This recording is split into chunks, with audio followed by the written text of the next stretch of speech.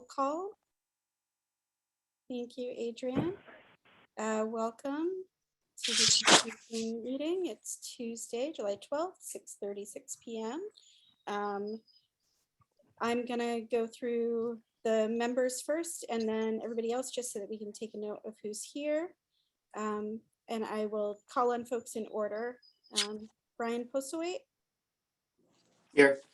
Great. Holly Simeone. I see a hand for present. Here, sorry. That's all right. Thank you. Leanne Gerton. Here. Great. And I do not see Katie Milton.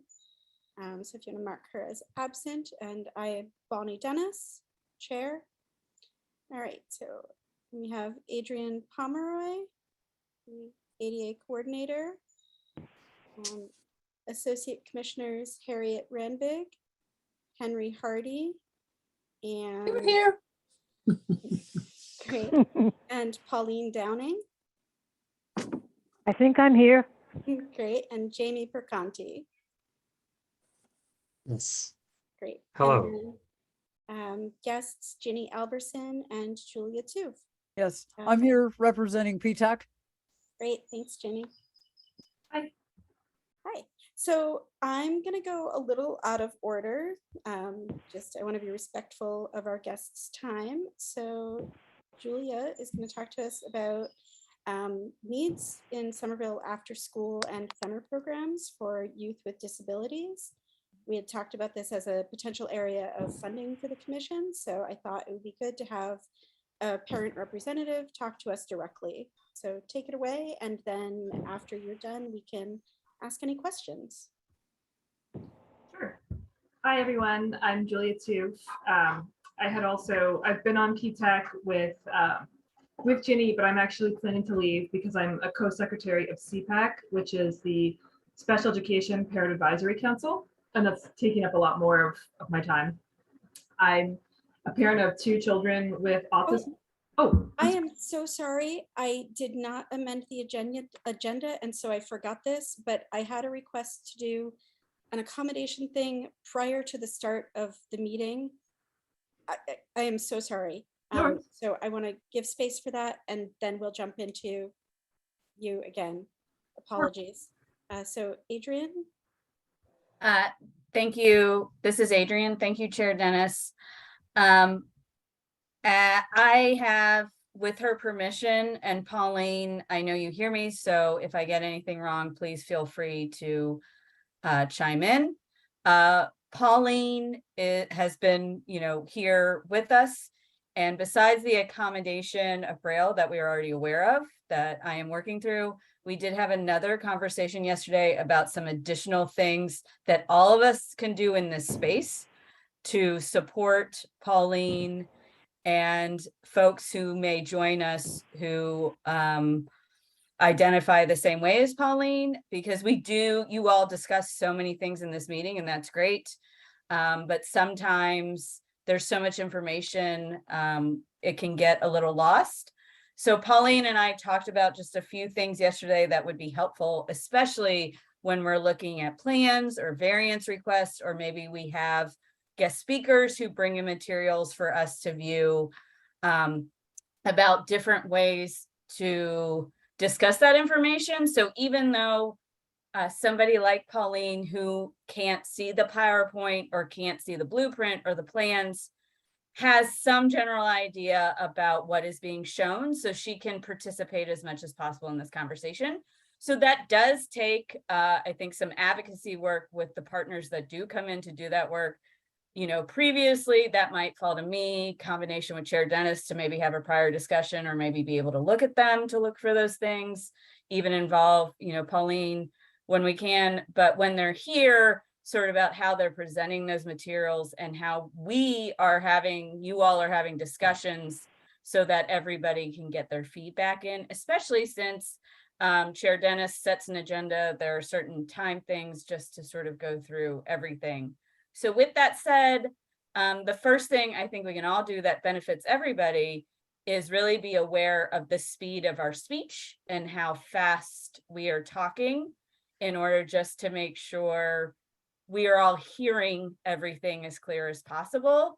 And then empowering this group that if you feel like you haven't heard something the right way or it's not clear, feeling free to say, can we pause a moment and can you repeat yourself or put it in the chat if you're able to do so. So that's one thing that the chat benefits some folks. The other thing I think would be beneficial, and I did review the agenda with Pauline, I read it to her over the phone yesterday, is maybe going forward, building in some time and actually reading that agenda right at the top of the meeting. And that way everybody can hear what's going to happen, especially those who may not be able to see it when Chair Dennis shares it. So I think that's a thing that we can do.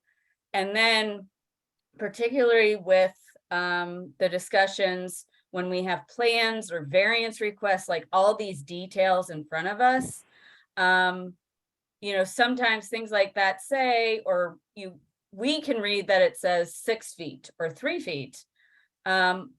Someone, you know, Pauline has told me she doesn't necessarily know what that is because she can't see the plans. And you may not be able to materialize in your head what 6 feet actually looks like. So really working to sometimes break down that information, or maybe have an analogy or an example, a visual example that we can describe that can make that easier to understand. And then I think finally that everybody in the world should work on, regardless of how you identify and how you engage with the world. And I know this group has a vested interest in that, is plainer language, you know, having things presented in a way that are can be understood by everybody, that does not exclude anybody because it may be a more complicated way to word things. And so we as a group, I think you all as a group have a lot of power to sort of, you know, you can adjust things as we go, but I think it also empowers you as a group, and then me as somebody who has sometimes has to make connections to people who want to speak with this group, to say, you know, are you thinking about plainer language, or are you prepared to break this down a little bit? So those are the things that Pauline and I talked about, not only to benefit her because she is an active person, but sort of universally, you know, going forward to increase access. So Harriet, I see your hand. I want to ask Pauline to make sure I covered everything we talked about yesterday. I only have one other comment, Sure. and this might, you know, I don't want to offend anybody, but when people talk about blindness and visual impairment, they're two different things. Okay. And for some reason, government seems to think that you're visually impaired, even if you're blind, and they're totally different. Someone who is visually impaired, at least to my knowledge, is someone who has some vision, you know, whether it's usable or not, but they have some vision. But someone who is totally blind, they're totally blind. They can't see a thing. Good point, Pauline. This is Harriet. You know, and there is a differentiation, but I'm always asked, oh, are you sight impaired? No, I'm blind. Thank you very much. And I don't mind saying so. Mm-hmm. Mm-hmm.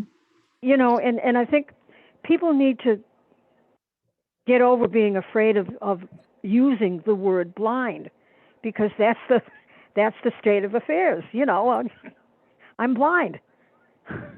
Ditto, this is Harriet. I am too. Are you complete, Pauline?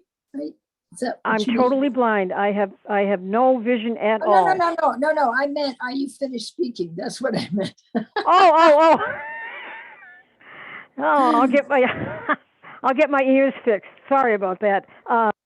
Yes. Okay. I'm through. Thank you. Okay, so one of the things that's helpful, again, this is not just for Pauline and me, but all of us, is if we do our best to say our name just before we start speaking.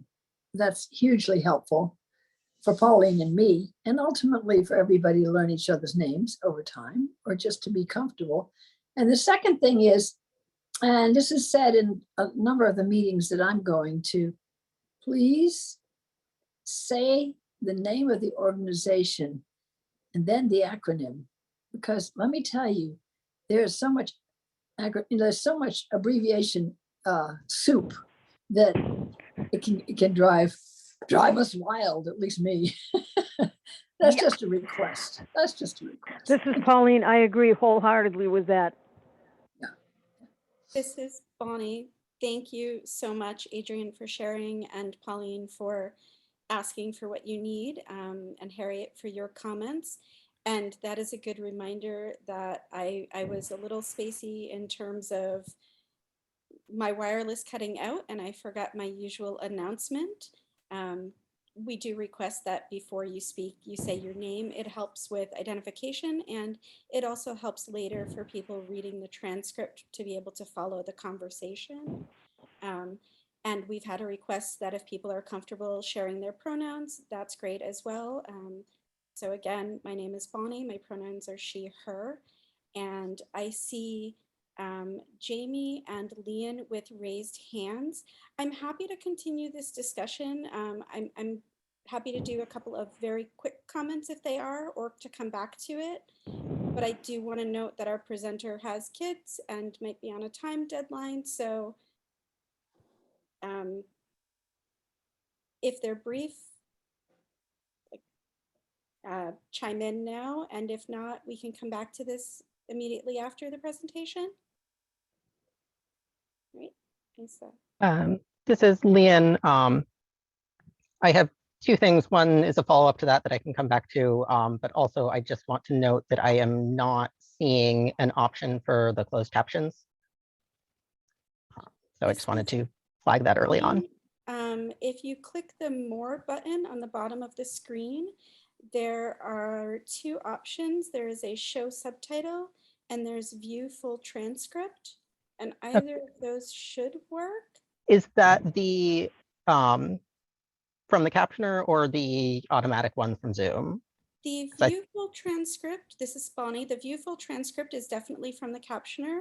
I have not clicked the Show Subtitle, so I'm not certain.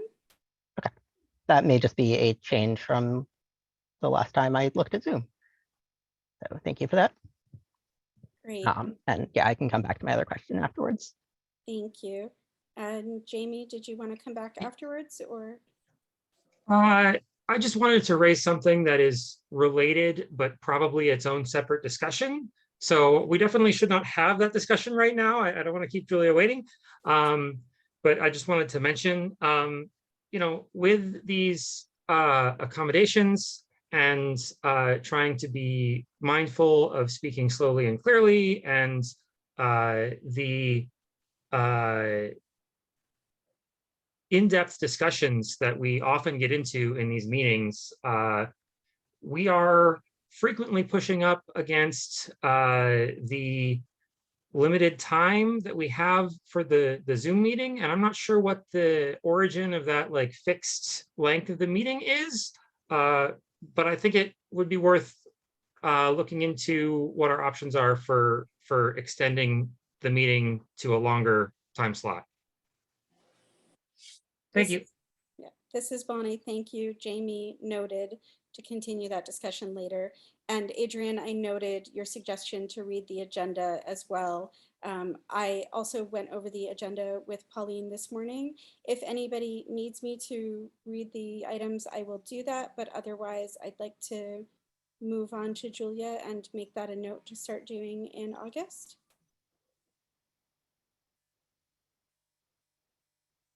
All right, so Julia, thank you so much for your patience.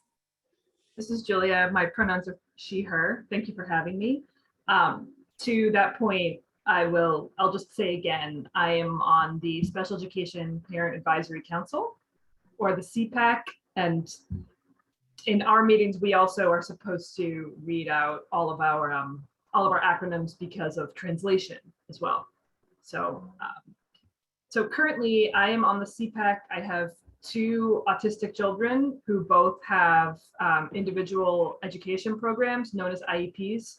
And we also have a ton of alphabet soup within the school system, a lot of acronyms. So I'll try to be very mindful about spelling them out. There are individualized education programs called, or IEPs, and there are also 504s, which are other accommodations that are not to the extent of an IEP. So I wanted to join you all tonight, and thank you, Bonnie, for inviting me, because there's a big issue in general in Somerville with having enough of what is called out of school time programming, or OST. And there is especially an issue with not having enough of this type of programming for children with disabilities. I will probably switch between the term children with disabilities, children with IEPs. Again, if anything I say is not clear, feel free to stop me. And there really just is there's not sufficient programming for out of school time, which means summer, after school, and school vacations. Yes? Oh, I'm sorry. So there is really not sufficient programming for children with disabilities. This is a problem for typically developing children as well, to a degree, but not to the same degree. So I had presented a list that I had gone through with school committee, but I'm happy to just speak about it extemporaneously or just off the cuff, because I think this group may have more insight into some of these issues and may also have some ideas, but I would love to just present what some of the problems really are. So one of the biggest issues is that children with disabilities really cannot be easily accommodated by most of the after school programming in Somerville. And what that means is that their parents cannot necessarily work full time unless they're able to pay for, say, a babysitter after school, which is a big expense, and also is an issue because it means those children do not get the same level of socializing that other children do. And I've heard other parents often say things like friends are made in after school programming. So that's a real issue of exclusion. It's not just childcare, it's also enrichment and social time. So that's one significant issue, or big issue, I'll say. I'll try to simplify my language. And then another big problem is the fact that the schools offer after school programming through a group called community schools.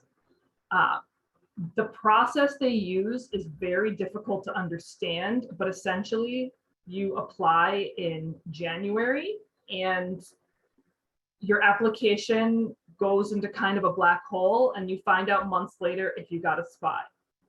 Parents of children with disabilities tend to find frequently that their children were waitlisted when it doesn't make sense that that occurred. Like as a personal example, I applied for my son on January 9th. I had to call in June and found out he was waitlisted.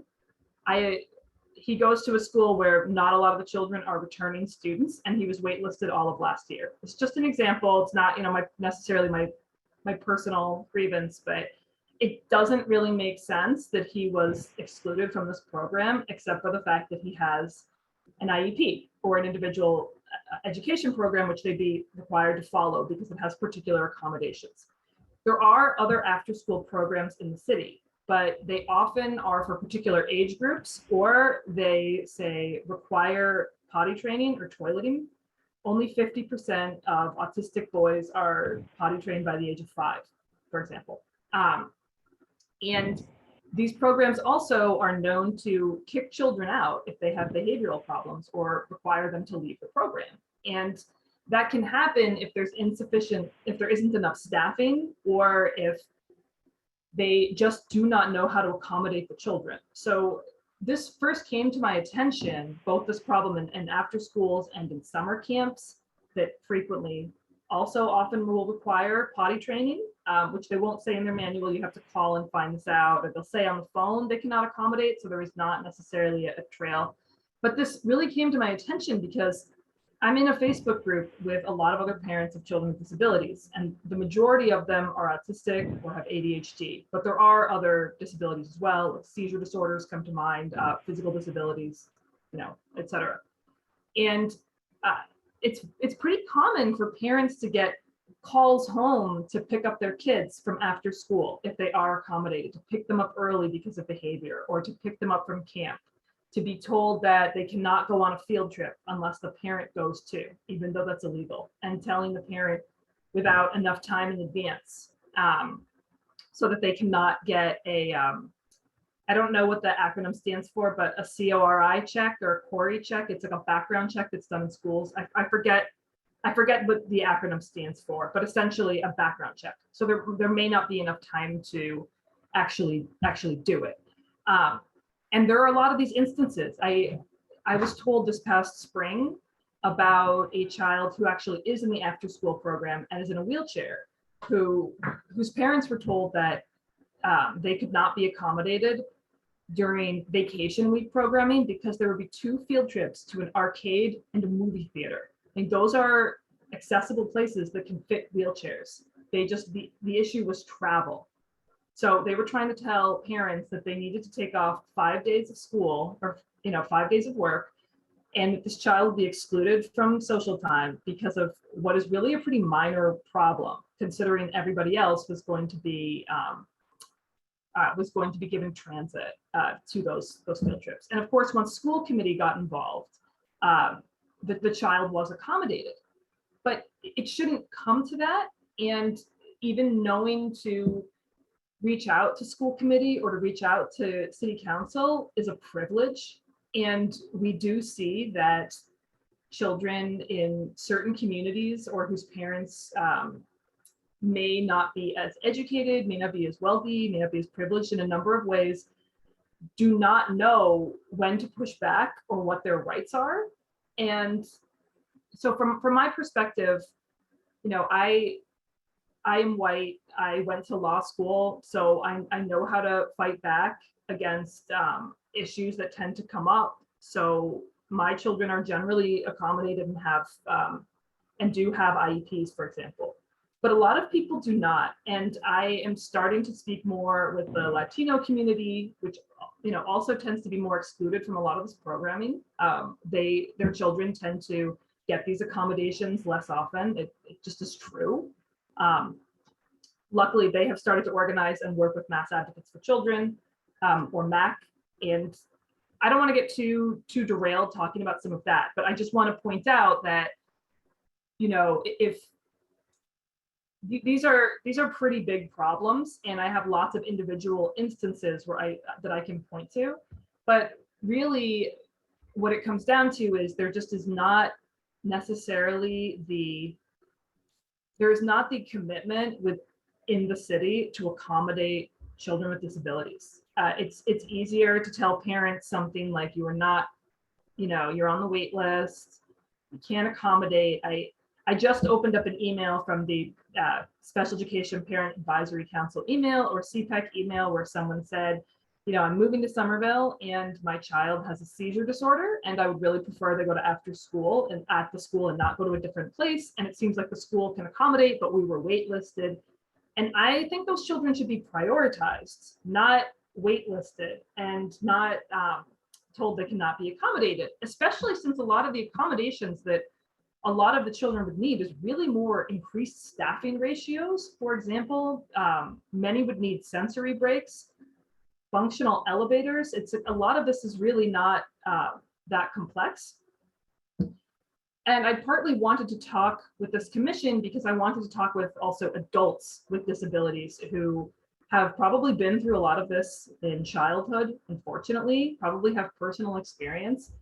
And I'm sorry to say a lot of this continues, but especially here, it really should not. Like there are ways to be inclusive that are really not that complex, and I think it comes down to the commitment to do it, and funding and staffing, essentially, and really training staff as well. Because like my children both go to the Capuano school. The Capuano is children 3 to 5, and something like 30% of the population has disabilities. So it's just unbelievable to me that one of my kids' classmates who's autistic and nonverbal was told this past spring that, you know, he could not be accommodated for spring break vacation coverage. His mother was told he could not be accommodated at the beginning of the year because he required potty training, even though he could wear a pull-up. And after school is mainly going to the playground and playing in an after-school classroom and having a snack. Like, it's not particularly complex, but you know, it's important to have that social time and for parents to be able to work. And this mother was able to push back. Again, that's someone with a college degree and an education who knows how to do that, knew how to go through a handbook that is in English and say, there's nowhere that says this. And so her son was accommodated, but they initially told her that he could not be included in the program. And we just hear so many instances of this. It's you know, heartbreaking, really, but it also does not need to be this way. And I think that this group's advocacy could be helpful. I do see that there is further push in this area, but the fact is the city really does prioritize the typically developing kids. So while programming is limited, the spots tend to go to those children first. And what we see is a lot of the families who are able to do so end up moving away. Either they don't get these accommodations or they leave. And I think that if Somerville is going to pride itself on being an inclusive, progressive place, that excluding essentially 1 in 5 children pretty regularly, because that is how many have individualized education programs, is a huge deal. And I'm happy to hear any thoughts or questions or anything, because I talked quite a bit there, but I do have a lot of specific instances and notes. And it's funny, my son recently went to the Mass Audubon Society's Drumlin Farm Camp, and it was a partial day and it was difficult for us to get out there, but they clearly hired neurodivergent counselors, and they had significant neurodivergent or autistic and children with ADHD campers as well. And the Audubon Society goes out of its way to be inclusive and labels when trails are ADA compliant, and really tries to reach out to people with disabilities and be inclusive in a way that is really amazing. So. Are you up for questions? I did. Yeah, please. My name. Yeah, go ahead, Bonnie. Bonnie, I just want to say thank you, Julia. Yeah, I definitely want to do questions. Let's try to maintain some order. So Harriet, I'm going to let you go, and then I see a hand from Leanne, and then anybody else, you can either use the raise hand function, and I promise I will note, or you can speak up if that's difficult to do, and I'm happy to put you in the order. So Harriet and then Leanne. Thank you. This is Harriet, and I'm very happy to hear your presentation. And I have a couple of really fundamental questions. I was in a mainstreaming program many years ago in Georgia, so I've experienced some of this, but long ago. And what I was wondering is the following. I think I heard you say that the after-school programs in Somerville are subcontracted with community care or something like that. Is that accurate? That's a very good question. So technically they are through a program that is under Somerville Public Schools called Community Schools, shortened frequently to CS. The school district has argued before that community schools is not part of the school district in order to not necessarily have to accommodate disability. I believe, I do know one family that has gone to the state, and the state found for her family and essentially said that community schools was part of the school system, even though it's technically somewhat separate. But that is what the group is called. It's community schools. And the reason they are more prepared to be inclusive for some of this programming, like after school programming and vacation programming, is because they tend to, a lot of the staff tends to be paraprofessionals, and the paraprofessionals tend to help with mainstreaming in general education classrooms.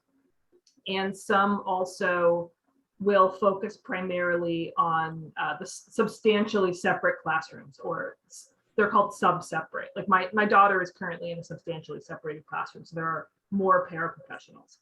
But it's does that answer your question? It partially answers, but what I wanted to say was, is there nowhere written that there should be parity? As many students as need aftercare should have access to aftercare? No. See, that's where I think the concept is crazy. And also, I'll leave this for later, but just, where can we help? There we go. That can come later. But anyway, there we go. Thank you. Thank you. This is Bonnie. Thank you, Harriet. Leanne, and then Brian. Yes, this is Leon. So my question is somewhat related in terms of subcontracting, but more specifically, so a few years ago, I used to work for a company that would come into after-school programs and run classes in a specific area. And I'm curious sort of what percentage of after school and out of school time in general is things like that, where there is a separate group coming in to do the thing that they are trained to do and teach a specific class to the group of kids that signed up, versus more general, like the after school that it's just through the school or through like the larger company, and how much of the sort of the focus on children being denied accommodations or denied spots in a class is on sort of general out of school time versus a specific special interest class that they might be wanting to take. So that's also, this is Julia, that's also an interesting question. I would say that the major program, like community schools, is mainly social. So they mainly have an after school classroom or have recess or play games, and there are separate clubs that you can also participate in within the school. But for the most part, it's more social time. And there are, to your point though, there are specific interest-based after-school programs. For example, arts and crafts is one that I've heard is very good at being accommodating. It's an artistic-based program that's within the city, but it's more expensive. And part of the reason it is more accommodating, apparently, is because, especially of children who are neurodivergent. I have been told part of the reason for that is because the staff is older and they have smaller ratios, but because of that, it can also be more expensive. And sort of just as a follow-up, this is Leanne again, is the primary focus that you're looking to have on, specifically the just getting kids into after school at all, or are you also concerned about like the separate groups coming in that maybe don't have the training, that also focusing on those areas so that disabled kids have the option to be in a specific club or take a specific class that they're interested in? Really the primary, just because I know so many parents who work part-time or don't work anymore because, and they would like to, but they would also like their children to be able to be included. So it's, okay. Yeah, it's really I'm sorry, this is Julia, I forgot to self-identify. It's really both, because like, for example, some of the programs that do exist through the school, like my children are both doing something called extended school year, or ESY. And that's because they're younger. And so like my daughter, for example, is in the autism program, and my son is in what's called an integrated classroom. So they're both in a different extended school year program. But there's no extended day or aftercare that is attached to that. And the city has a program for children who are going into both pre-kindergarten and kindergarten this year, called Summer Explore. And it is the exact same days, location, and building and hours as these two programs that my children are in. Only the children who are in that are typically developing and are offered an extended day till 4 o'clock. Like they're offered more hours than the children with disabilities who are legally entitled to that schooling in the summer, where they also receive mandated therapies.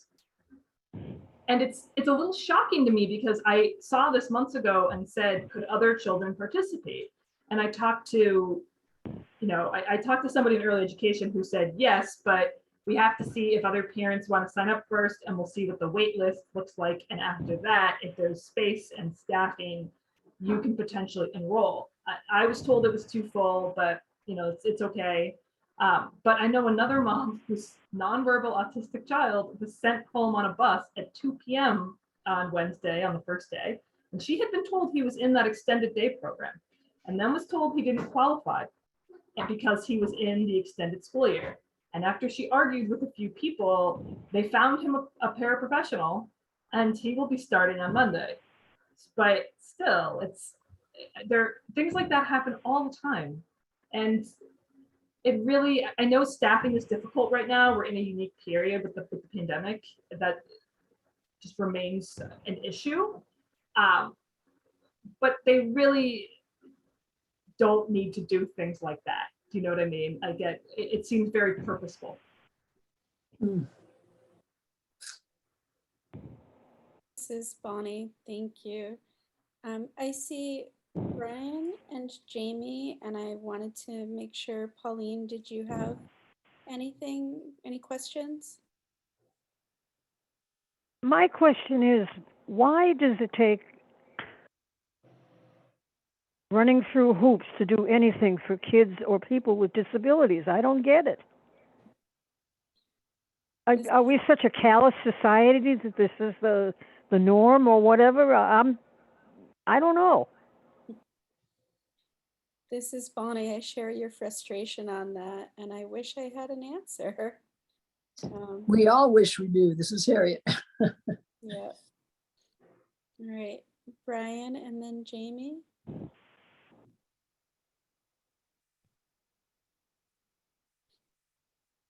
Brian is also our secretary, so that might be the moment of silence. This is Brian. Sorry, I was trying to get that last line down.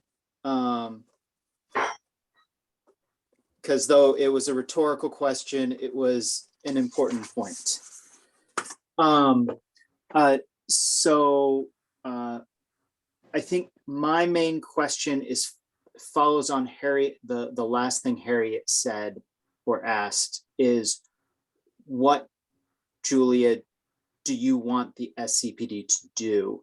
Is there an initiative that you want us to support, or are you asking us to just be aware of this concern, and if something comes up, to be ready to support?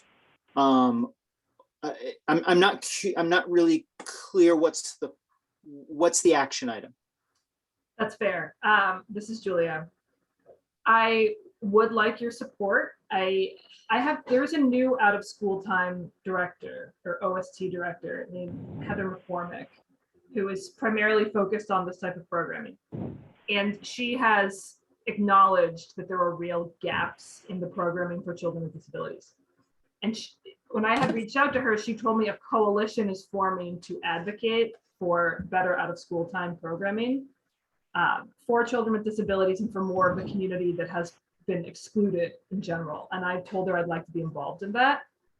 Assuming that is happening, I would certainly like your support. In the longer term, I would also really welcome ideas from you all, because one thing that I have sought to do starting on the CPAC or Special Education Parent Advisory Council is to try and push for and possibly even create programming, because unfortunately I have heard of parents really having to do that. Like, for example, my husband had been a lifeguard and swim coach for a long time, and so he is planning to get recertified and see if he could do adaptive swim lessons to help teach some of these kids to swim, because so we had thought about doing programming like that. And I think that your support, like the awareness is, I think, also very important. But I think that support for future initiatives or drives to improve funding and improve staffing in these programs would be extremely helpful. And just because a lot of the biggest advocates here really do end up moving away. There are only 2 children with Down syndrome in Somerville Public Schools anymore because the families all moved away because they did not get the support that they needed. And I would also welcome ideas for programming. And that's not something that, anyone needs to come up with now, but it's interesting. Like, my son is doing an adaptive sports clinic, which is just unfortunately not at a good time. It's like in the middle of the afternoon, which is not great for working parents. And no one thought to combine it with the summer program that does exist for some kids. So a lot of people just cannot do it. But while I think it's a great opportunity, I also see it and think everything doesn't need to be about sports too. And often I have noticed neurodivergent children often have different interests too. I think it's important to be able to participate in this programming, but it would be wonderful if there were other programming too that instead of just having an adaptive version of something that neurotypical children, for example, typically do, if that makes sense. This is Bonnie. That makes a lot of sense to me, and I'm really glad to hear it voiced because I think my background is in adaptive sports, and that's where I would have gone to first. And it's great to have the expertise and to hear like we should be looking at other avenues as well. Jamie, Holly, and then I've noticed a hand back up from Leon and Harriet, but I also have some comments. So Jamie and then Holly. This is Jamie.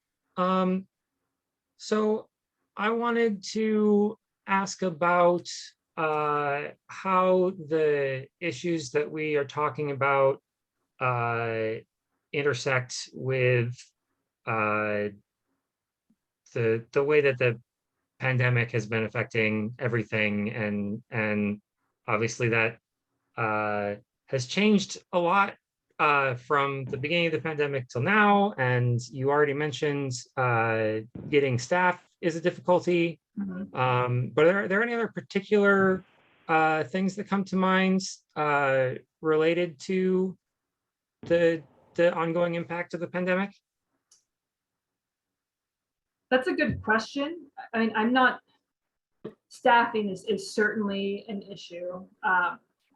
And I do think that pandemic funds or ARPA funds could potentially be used. I think that's one way the pandemic relates to all this too, because I know that a lot of our ARPA funds have been unspent, and that in the school system, that the American Rescue Plan Act, that some of that funding or ARPA had been used for compensatory services which means services like occupational therapy, physical therapy, speech that children with disabilities may have missed or been unable to access during the pandemic. So I know that funding is there, and this would be a potential use for it, increased staffing, for example.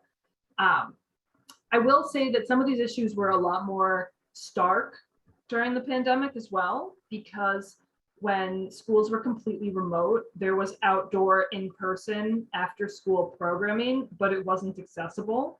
So it meant that there was really only in-person programming done outdoors if you could pay for it and had gotten into it and were accommodated. And sometimes it was held in places like playgrounds that might not have had a locked gate, which would personally not feel safe to me as a parent. And I think would, I know many parents of children with autism and ADHD who feel the same way. And so I think the pandemic really brought some of those issues to light, but the biggest problem is really is staffing.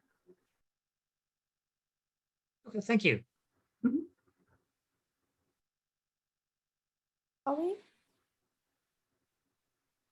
Thanks, Chair Dennis. This is Holly Simeone. Hi, Julia. It's very nice to meet you. I have two children who have unique educational needs and different disabilities also. And it's interesting that you said that a lot of families move because they can't get the services in the school.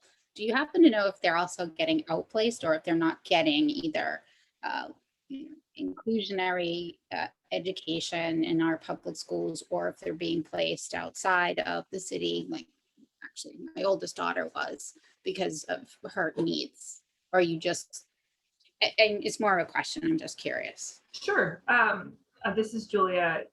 So I happen to know that there are fewer children in out of district or OOD placements than there used to be, that the district has moved to reduce that and to also reduce the number of children who are in substantially separated classrooms. There's a push more to general education or gen ed and inclusion, which I think is great. However, the district does not always provide sufficient paraprofessionals to make that successful. Like, it's not really inclusion done right if you have children with IEPs mainstreamed or put into a general education classroom without necessarily adding the support that will help them to be successful. It's a concern I have, because the district does not have paraprofessionals in classrooms after kindergarten. They do in first grade. It's some of the classes will have it. That's something actually a lot of parents have typically developing children pushed for this year. And the council I'm on, the Special Education Parent Advisory Council, specifically asked for paraprofessionals in all classrooms from first to third grade to support inclusion. And I know that the Somerville Educators Union, or SEU, also requested that too. So I believe that when you share your experience and you identify a problem, but that's how we use our voices. But you've gone that second step, which I also think is very important, and identified things that could solve a problem. I wholeheartedly believe that the biggest barriers for any person who has any type of a disability is education of other people. So I strongly support making sure that all of our children have what they need, but I think it's going to come through examples. And I'm very excited to work with you on that. And I think, I don't want to take up too much time, but I think that this needs to be another conversation, sort of more spitballing and coming up with some ideas, and maybe other groups, but that's up to you, Chair Dennis. This is Bonnie. But thank you. I'm glad to hear you speaking up about this. This is Bonnie. Thank you, Holly. Yes, I do want to note we do have other items on the agenda. So I think that this conversation should absolutely be continued. And also, I encourage people, we cannot deliberate outside of these meetings or have discussion, but people are welcome to send me ideas so that I can compile them for future discussion. Or Julia, if you'd like, I can share your contact information for people to be able to contact you directly. No Please pressure, do. you can decide that. Okay. Oh, yes, this is Julia. Please do. I can also share the Special Education Parent Advisory Council email as well. Is it okay if I put that in the chat, or do you want me to email that to you directly? This is Bonnie. If you could do both, that would be amazing. The chat isn't accessible to everyone here, but and I will not remember to save it, so that way we'll have it in both places and I can email it to everybody afterwards. Okay. So I'm going to give this about 4 more minutes. Comments from myself. I think in terms of ideas, I agree with Holly. It sounds like education might be a really good piece. And I think that's something. So Brian, you had asked what is the ask here? And I had reached out to Julia thinking that if there are concrete things, we might be able to use funding now that we have access to funds. And it sounds like it might be a little tricky. I don't fully understand, but it seems, or maybe you can clarify this. It sounds to me like there is a contract with the school system and there's not enough spots for everyone. Do people pay for those spots, or is that covered by the district when spots are available? This is Julia. They do pay, and the district gives some funding or scholarships to some students who cannot afford it. So that's a possibility. Okay. I know that they had been doing more outreach because, again, it's a separate but related issue. A lot of members of the Latino community who are more recent arrivals do not necessarily know about the existence of after-school programming as well, and also lose out on that additional enrichment and social time. And it's also, it can be expensive. And some of the programming run through the school is something like $150 a week. And so, you know, per child, that's something like $600 a month. That can be pretty expensive for some. This is Bonnie. Thank you. Yeah, so I think, you know, we as a commission can definitely do some discussion in the future about if we think funding individual spots is worthwhile, or if education, or, you know, lobbying the school committee to get more funding towards this. And I will note that the use of those American Rescue Plan Act funds has not all been decided. So that might be a really good place for us to advocate as well. So very quickly, I saw Leon and Harriet, and then I want to move on to other agenda items. Yeah, this is Leon. On that same vein, I know you mentioned that staffing was probably the biggest issue. In terms of things that might be easier to do something about right away, are there areas where additional equipment or additional training could make a big difference? Training, I think that's one of the biggest problems, is that I think a lot of different organizations within Somerville, even outside of the community schools organization, I think they just do not know how to accommodate. I think that's part of it, that it seems complex. So I mentioned going to, you know, for example, Drumlin Farm Camp, and they had more staffing. So they had some older counselors and a nurse who were very well trained. And then they had a lot of teenagers, essentially. But there was still just more eyes on the kids, and they had them outdoors, which was very regulating, you know, like help the kids to be regulated. So I found that they were able to add particular accommodations.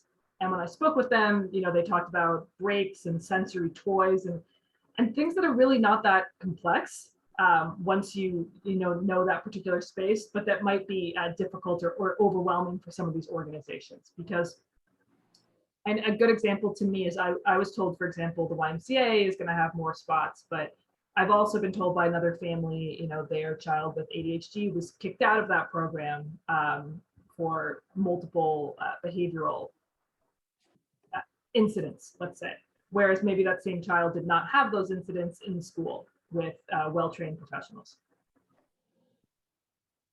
Thank you.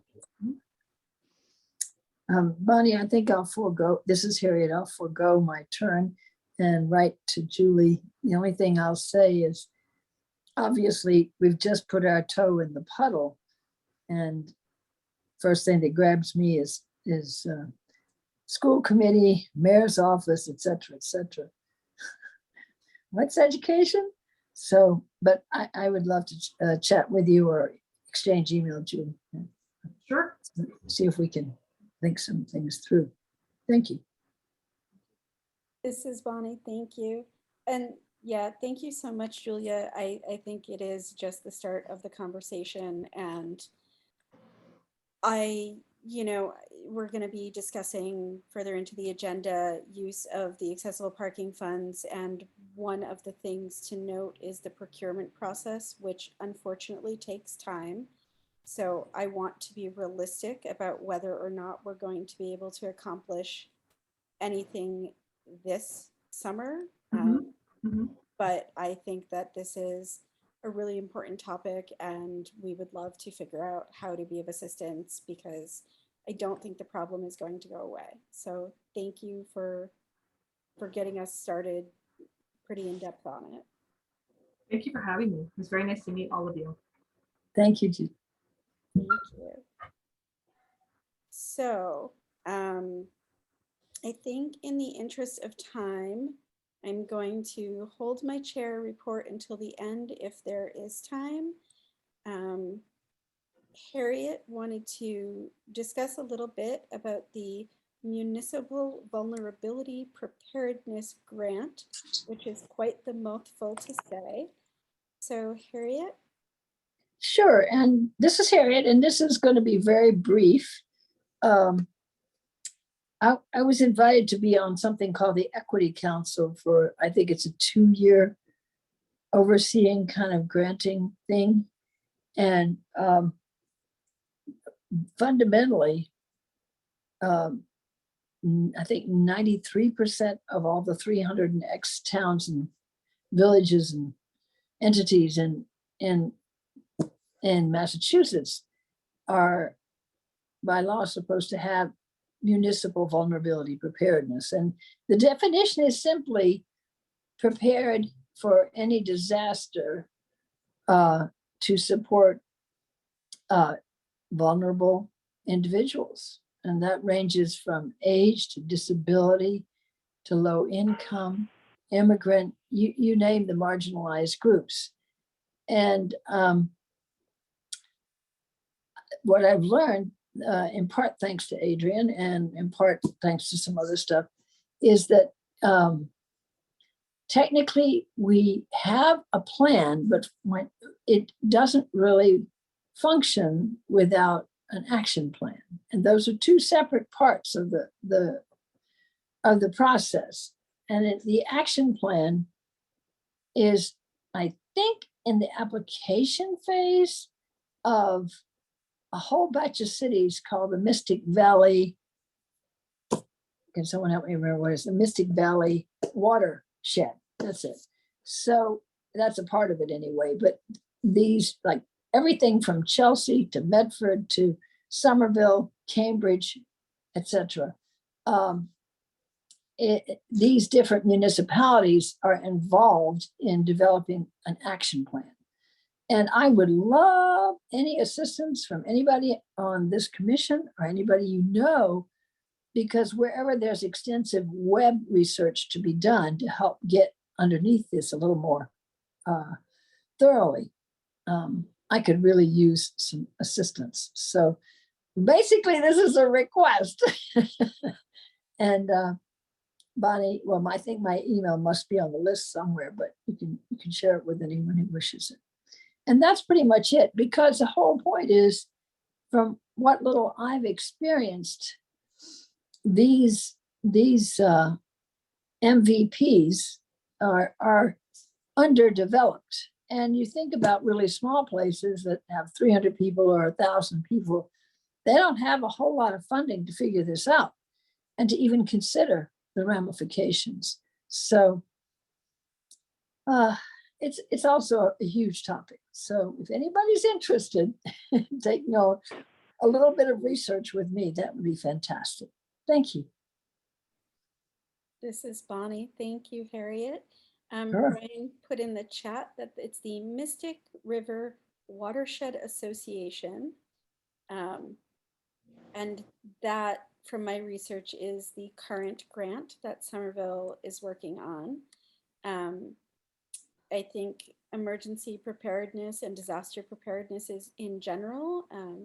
Anish Sani from the Mayor's Administration has recently spoken to this, and you know, there is technically a plan, but there's not a lot of things fleshed out for some of it. Like if people with disabilities have their housing affected and they need specialized housing, there's recognition that we don't really have a surplus of accessible housing in the city. And there's not a plan on how to address that specifically.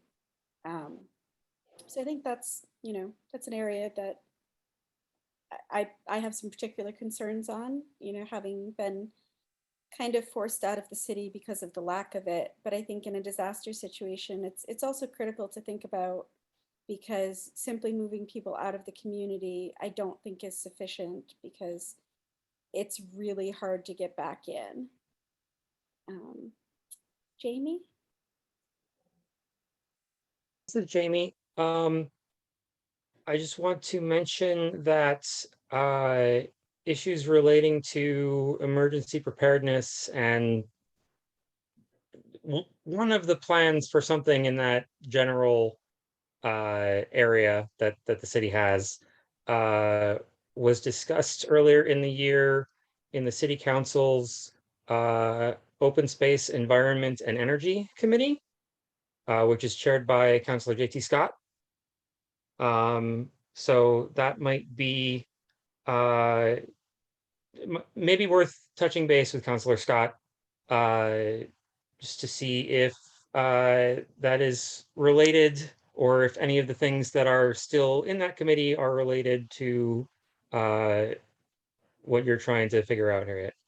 Yeah, good, thank you. I know him personally, so I can certainly talk to him about it. I think it just takes a lot of vigilance. This is Harriet. I think it just takes a lot of persistence over time to make any headway with this, just like the education issue. Thank you. This is Bonnie, indeed. Brian?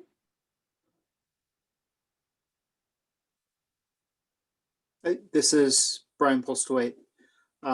One thing that I would add is that we do have an emergency management, shoot, I'm getting Justin's title wrong, I'm sure, but we have a director of emergency preparedness or emergency manager that started last year that helped the city navigate and develop our current emergency management plan. Again, I probably get the term wrong. Harriet, I'm not aware of an emergency action plan, but I think I know what you're getting at.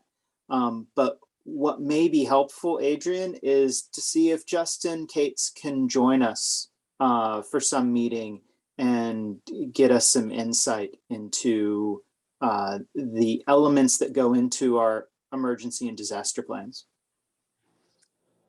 This is Harriet. I have one postscript, which is the action plan is in effect to provide, I believe, funding also. So if you get a grant, you get some funding. Now, whether it's exclusive for the planning stages of the action, I need to check through their resources to be absolutely clear about that.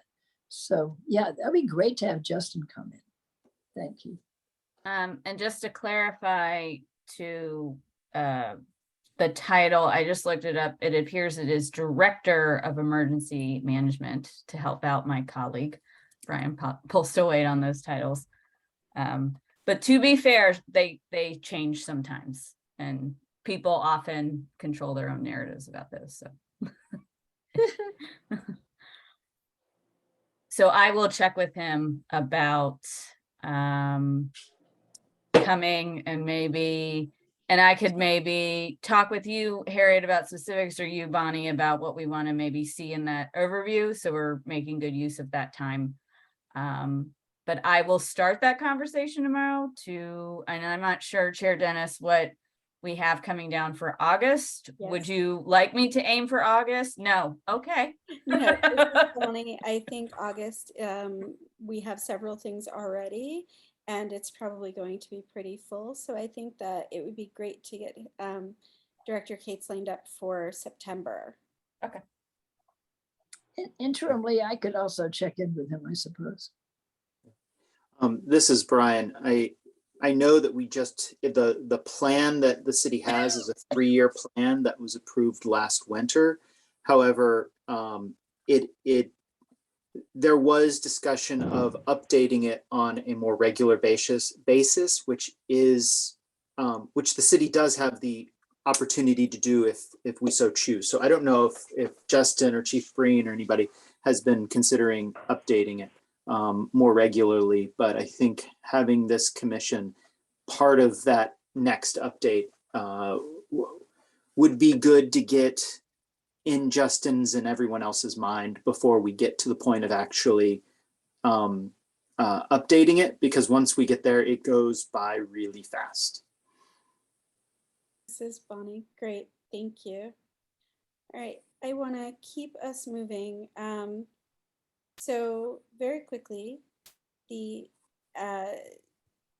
somebody who I believe is a consultant, but Adrian, maybe you can clarify. I wasn't sure of what her title is, has reached out about the MBTA Davis Square Red Line accessibility improvements, which is primarily focused on adding and updating the elevators so that there's elevator service on both sides of the station.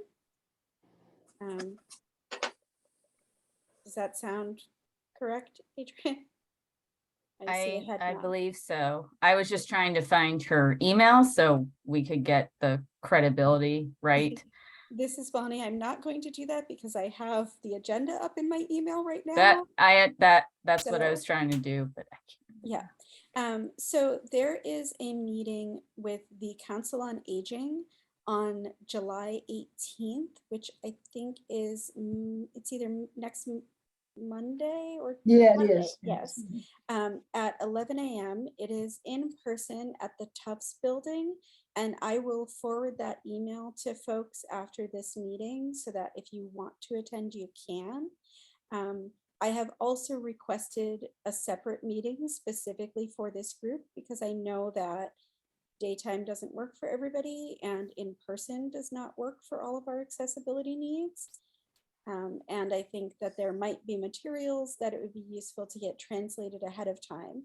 So I have requested her to come to the August meeting and present. And I'm hoping to have an answer to that by the end of the week so that I can get that agenda sent out by the end of the week. But that meeting, we have been invited to it. So anybody who is available and wants to attend, please feel free to do so. I see a hand raised from Harriet, so great, I'm glad. And I know Adrian is hoping to attend as well. I myself am not comfortable with in person, so I won't be attending. Oh, shoot, I forgot it's in person. Shoot. We did bring that up collectively. We said, because she's like, the address, and I was like, what's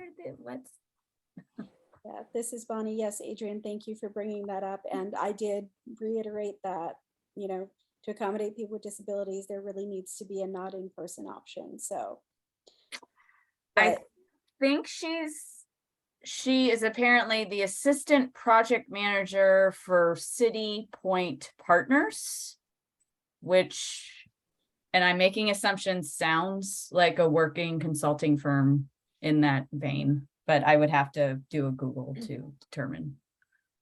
this is Bonnie. Thank you, Adrian. Yeah. So the upshot is they're going to add elevators to Davis Square so that it's more accessible than it currently is. And I think that's wonderful. They are at 75% of the design phase. So there's a little bit of input here. It's not a complete finalized plan. And again, I will forward that email right after this meeting so that everybody has that info. In other business, continued business, I attended the Mass Architectural Access Board meeting yesterday. They did a brief discussion of the variance request we talked about last month on 114 Professors Row, which is a Tufts dorm that was asking to not make everything accessible. There were a number of things that they wanted to not have to do, from ramp to elevator to bedrooms to bathrooms on all levels.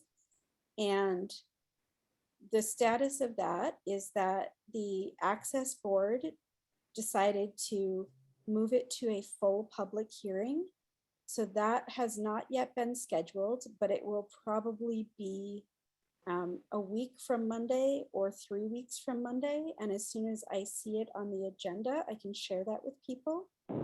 In the meantime, if you have public comments that you want to submit, you can do that via email or calling them. People are able to speak during that public hearing. I was not able to speak yesterday during the non-public hearing, which was unfortunate because one of the reasons that they called for it to go to a hearing is to give this commission more time to comment. And as we all know, we submitted comments already. Yes, Pauline, I share your laughter because it's a bit absurd. They specifically also cited a compelling letter from the public, which was submitted by Crystal Huff, who attends our meetings, as having enough good content that there should be a full discussion, which is great, but I know that Crystal submitted their letter after we submitted our comments. I have emailed the Access Board asking them to confirm receipt of our comments and have not received any word back. So hopefully they do that to acknowledge it. And I'm mentioning this because communication with them has been a problem. Also on that agenda yesterday was another request for a property in East Somerville on Thurston Street. That's THURSTON. It's at number 115. A developer was asking to not make a required bedroom accessible. That is a request that this commission did not see. I know that ISD received that request, but What's ISD? oh, Excuse me. sorry. Thank you, Harriet, for calling me in on that. ISD is the Inspectional Services Oh, yeah. Department. Right. So they oversee building permits, and they are also an entity that needs to get notified whenever somebody wants to not follow all of the building codes. Adrian and myself have reached out to the Access Board trying to sort out this communication. It's a little unclear what the results of that will be, but we are working on trying to get that. I did ask for a full copy of that request that the developers made for 115 Thurston. I have not received it.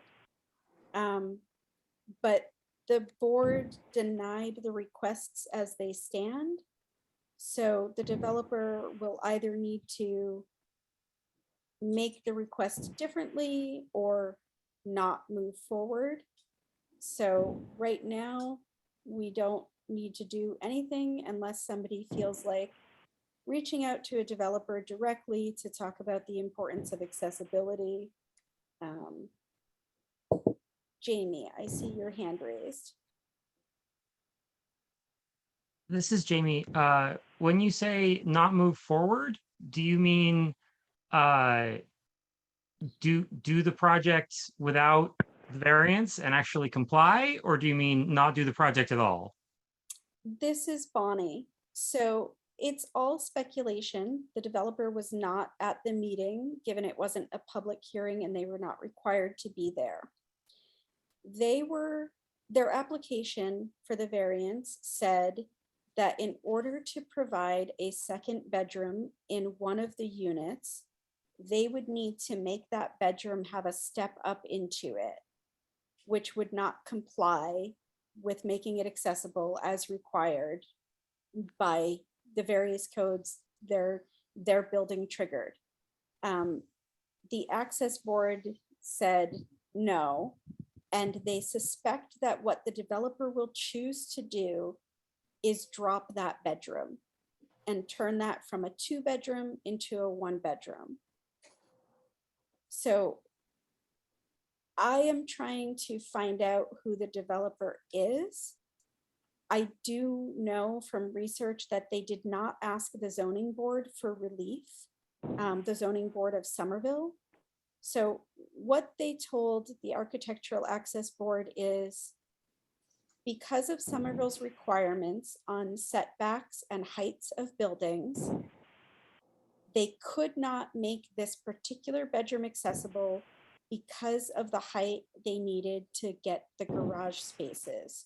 They said if they raised the whole floor up, then the whole building would be taller and they would be more than the stories they're allowed to have based on Somerville zoning.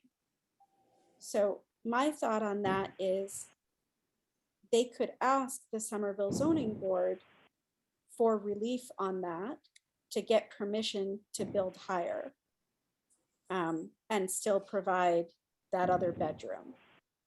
But probably left to their own devices, they will just not have that bedroom and make a smaller unit, and thus not provide an accessible family size unit. This is Jamie. Thank you. That's good context. This is Bonnie. So again, they haven't been granted permission, so they can't make it inaccessible. But I think this is a prime example of where, if the city was working more closely with the commission, we would have seen this variance and been able to have discussion and been able to reach out to city councilors or the zoning board and the developer to try and determine, can we work together here? I will also note that one of the reasons for the height issue is because Somerville zoning has an arbitrary requirement that all buildings that are residential have to be built 2 feet off the ground. And it's not for flooding or anything useful like that. It's because they want to give people living on the first floor privacy, and they think that building the windows 2 feet up will do that. And I think, you know, as a commission, we might want to do some more advocacy work in the future to change that rule, because living in a city, we all have neighbors, we all have windows, and I think we're all capable of using curtains and shades, or using different building material options to make it less of an issue. Brian? This is Brian. I just wanted to encourage that advocacy. I do know that the planning director is aware of that issue, and that is something that they're looking to adding into the next code revision. This is Bonnie. I'm glad to hear it. There are a lot of people on city staff and city councilors that are aware, and I have not seen movement to submit a request to formally strike it from the zoning. And so it might fall to us to do that, but I'm glad the city planner is looking at it. All right, we have 5 minutes left. So accessible parking funds update. Last week or the week before, I'm not sure what time is anymore. Myself and Holly and Adrian met with the city auditor, Ed Bean, and some staff from the procurement office to discuss access to our funds. I shared some documents with people that I know may not be accessible to everyone, and I am happy to individually go over them. But the basics are, we have a little over $90,000 in that fund right now. The money comes in every single month with new parking fines that are collected for accessible parking violations. We have now received some reports for the past couple of years, and looking through those reports, it looks like every month we get somewhere between $5,000 and $11,000 in parking fines. which is pretty substantial. It looks like the fall months historically have been higher in terms of those violations, or higher in terms of people paying them. It's a little unclear to me if the dates are when a ticket is issued or when it is paid, but I think it's the latter. So it's possible that the parking violations themselves are happening in the summer months, and it just takes a little bit for the payments to be submitted. So if we want that level of detail, I can reach out to the parking director to get some more info on that. The procurement process, procurement is basically getting things approved and paid for. And if something is under $10,000, we have to use what they call sound business practices. We need to do some research on our own, whether that's calling companies or looking on the internet or talking to people we know who work in whatever area we're looking at, and say, hey, is this a good price? Are they providing good services? And that's all we need to be able to submit a request to pay for something that the commission decides we want to get done. Anything between $10,001 and $50,000, we need 3 written quotes at a minimum before we can submit something. And we would need to choose the quote that is the lowest and provides the services that we have identified a need for. So if, for example, we decided we wanted to do out of school programming for children with disabilities, and we said we want to devote $60,000 of our funds to doing 1 year of programming. That's a guess. I have no idea how much it would cost. But if we wanted to do something on that level, we would need to actually get written quotes and go with the lowest quote. And once it goes above that $50,000, we would need to put out a request for proposals, which is often referred to as an RFP. And then again, we would have to leave that open, and people would contact us based on what we put forth as requirements. And they would say, I'm interested in putting in a proposal for this. Here's what I would provide. Here's what I would charge. And then again, we would need to go with the lowest offer that meets our identified needs. That I don't believe has a requirement for number of submissions, because people may or may not be interested in bidding on our project, but we are required to keep it open for a certain amount of time. So it's a little complicated the more money we want to spend. If we have smaller projects, then all we need to do as a commission is decide what we want to spend the money on, identify somebody to research and reach out to people that we want to provide the service. And then once we vote to approve something, Adrian can submit a request for the funding. And that has a process within the city auditing and procurement departments where they put out an invoice, and I can share that if people want the nitty-gritty of the process, but basically the city is required to follow certain accounting practices and do checks on everything to make sure that people are getting paid appropriately. So we will not do that work ourselves. We will just put in the request. Yes, Pauline, and then I see Brian.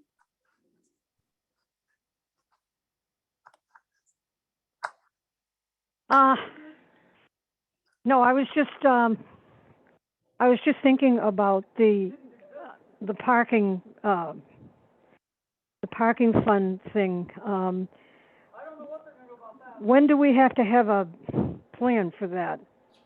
This is Bonnie. So City Council voted last month to allow us to make our own decisions as long as they fall legally within the guidelines of what we're allowed to spend the money on, which is that the funds have to be used to serve people with disabilities in the community.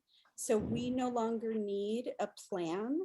We just need to ensure that our projects fall within that, and we don't need to get their approval every time.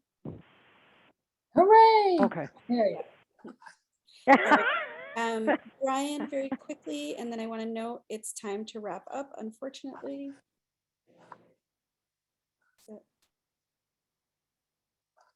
This is Brian. It wasn't that important. I was just going to clarify the 10,000 grand limit. It can't be multiple procurements with the same vendor. And that's a trap that a lot of people get caught in, is they like, oh, well, we asked them for 2 separate $7,500 jobs. And wow, we can't do that because now that's over 10 grand. So that's just a common trap I wanted to remind us.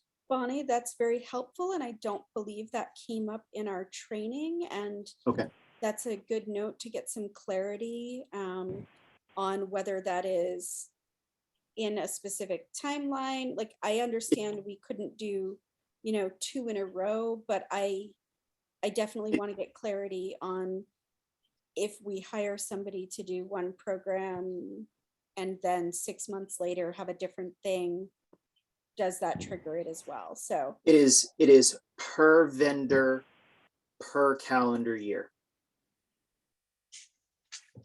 This is Bonnie. That's, again, really helpful. Does it get triggered when you go over that amount? So it's if let's say you go to Group A and ask for a service that's $7,500, and then before the next fiscal year you go to Group A again for another service, whether or not it's the same service, procurement will say, actually auditing will come back and say, sorry, we're not allowed to sign this contract because you've already met your limit for this vendor. You'll have to wait for next fiscal year, or you'll have to find another vendor to do the same service. this is Bonnie. You can't get quote. We don't. No, if you then go back, now, so you could go and do quotes and do, you could do the 3 quotes, you could do everything else. You could do that. I'm sorry, that was the third option that I didn't state. Thank you. Okay. Leon, I note your hand, but I also note we're at 8:04 p.m. So I want to check in with our captioner if we can do 2 more minutes or if we should wrap this up.